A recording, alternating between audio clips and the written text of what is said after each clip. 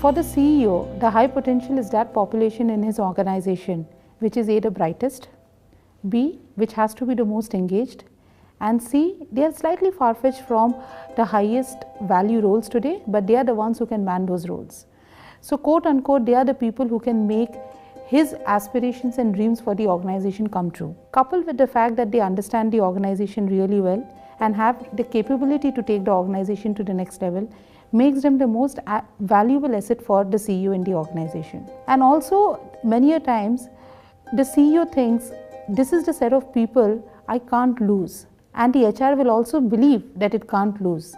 But at the end of the day, the passion with which the CEO will actually go and put his or her arms around that set of people makes the entire difference. And I think that's where two major changes have happened. Number one, of course, the demand for the high potentials. As the competition has increased, everybody realizes who is high potential in whose organization. So the demand for that set of people has increased multifold. And hence the need for every organization to put their arms around that people has also gone really, really high. And the starting point is actually who my high potential is. I assume I know who my high potentials are. I decide that basis the performance that those people have put. A bigger question that comes on the table is, if the data point for performance has been your performance management system and that is not foolproof, then we all know what we are putting on the table. Secondly, is my high performer a high potential? Maybe yes, maybe not. Because high performance is my ability to perform the job well, the job which I am manning today. Versus a high potential is an individual who has the ability to do the future role better, and that makes all the difference. Most of the times organizations pick up high performers, view them as high potential, and the whole process follows there. And I think that's the first step of the failure of a high potential program. Right management says it's not just about the potential, it is about the aspiration, the purpose of that individual. What's the perception that the organization holds about that individual? What's the personality type of that individual? We call it the 4 Ps, beyond the performance.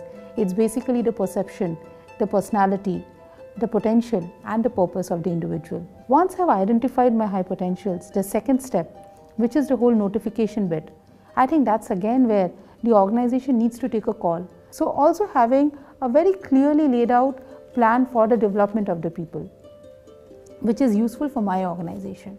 And finally, I think the most important step, every time when we have done research, we have realized a lot of organizations even today are looking at high potential like a carrot for the high potential per se. So how do you manage that piece?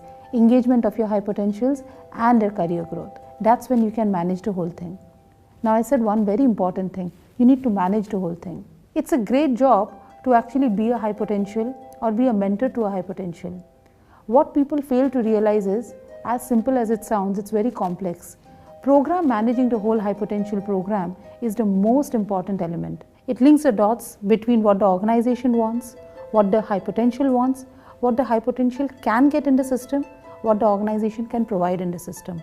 And linking these dots makes a successful high potential program. Somebody who is championing the cause of a high potential in your organization, not just as part of the development initiative, but at an overall level. I think that's the role that has been very clearly articulated in other developed countries, and a lot of Indian organizations are also doing that now.